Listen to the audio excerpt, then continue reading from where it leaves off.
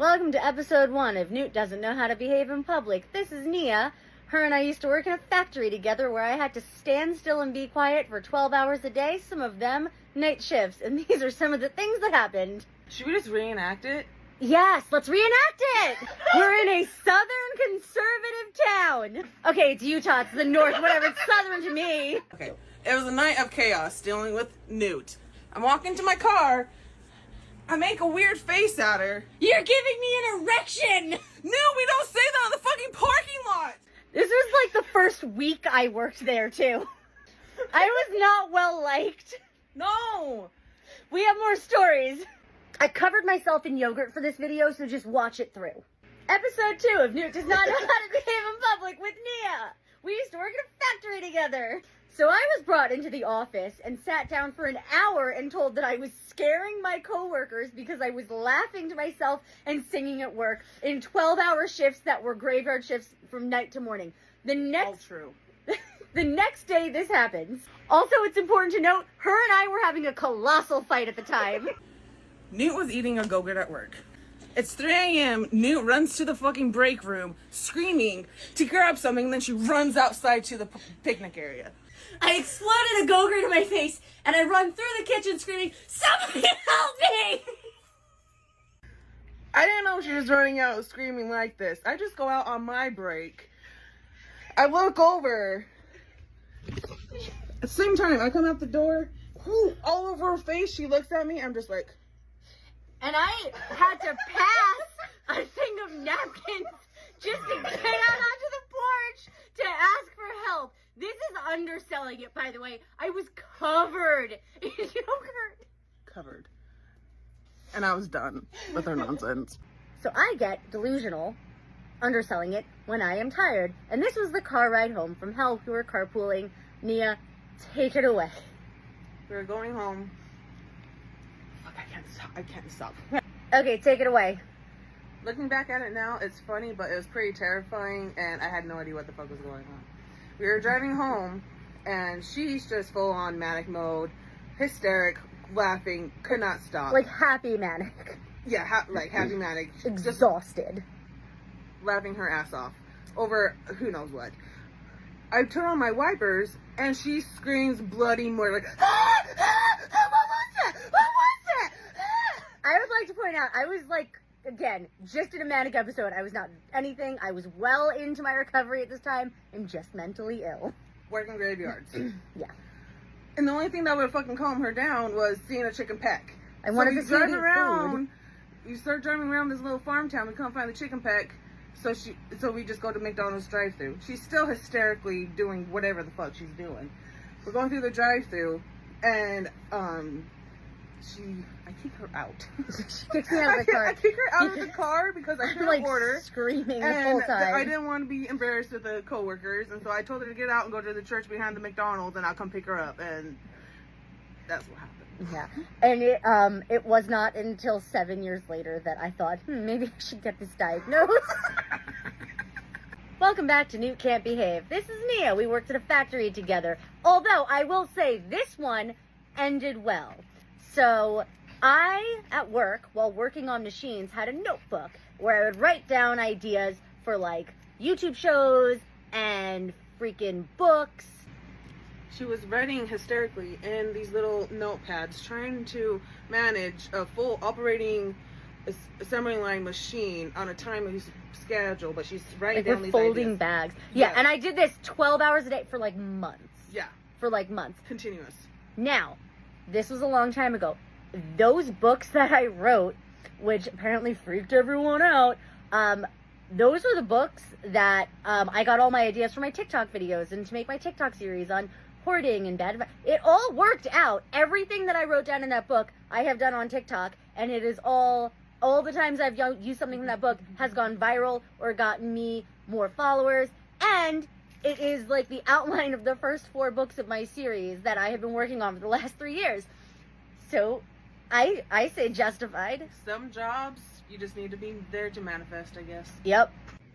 1685, here we go. What's that mean? Oh, well, welcome back to Newt Can't Behave. This is Nia. We worked at a factory together, and we worked 12-hour shifts from 7 a.m. to 7 p.m., and I needed something to do. because working wasn't enough. No, So I invented a game called 1685, and the game was, we need to think of something to find the other time travelers. But we can't say we're time travelers, so it has to be something universal that anybody in the world that's born from like the 1980s on, because in my mind that's when time travel started, would recognize.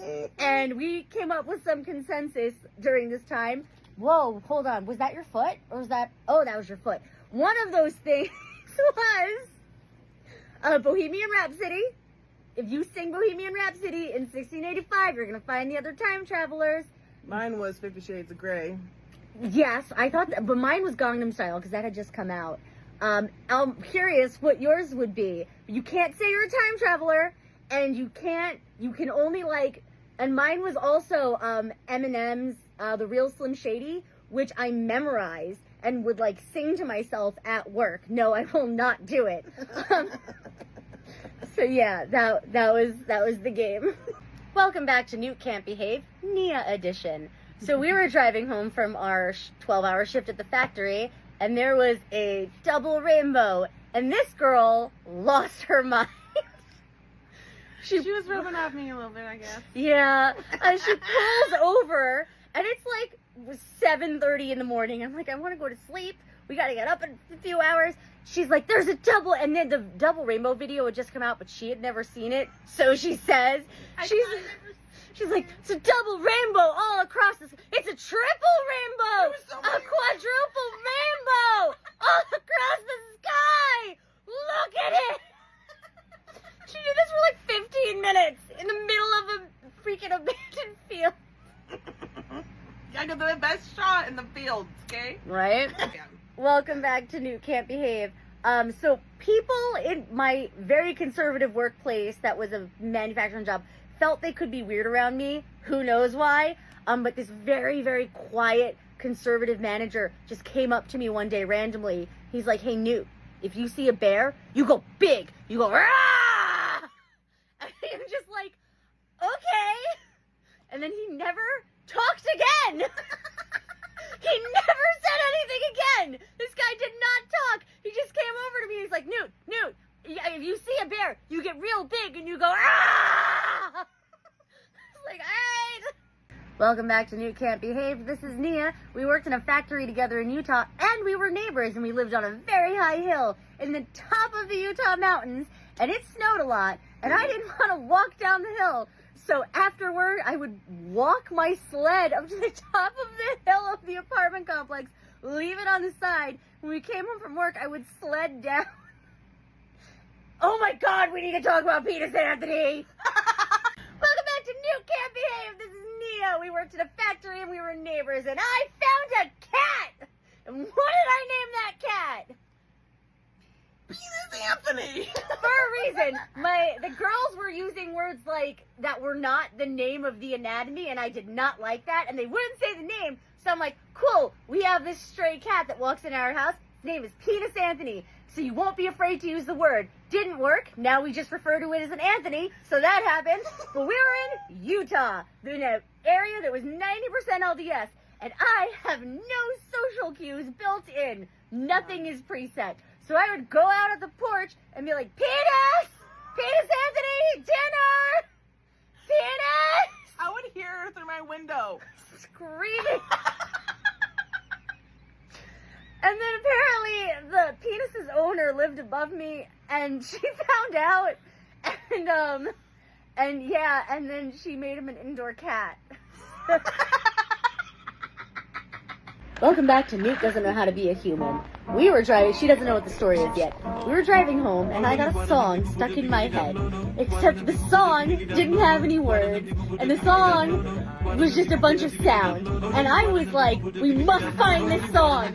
But because there were no words, I was like calling radio stations In New York. to just make noise. Like, do you know this song? And the song I was thinking of is the song that's playing in the background right now. And, this is one of my more determined, unhinged moments.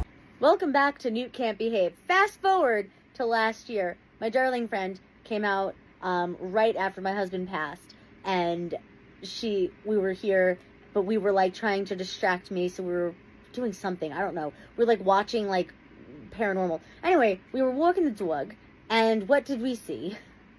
Some two strange figures underneath the canopy moving in weird We ways. thought we saw aliens, and they were like squiggly aliens, and we were like, we ran back to the house, but it was just two people under a palm tree under a canopy. Yeah, it was just two humans. Yeah, people get So-called humans. infected by me in bad ways. I'm like the typhoid Mary of mental illness.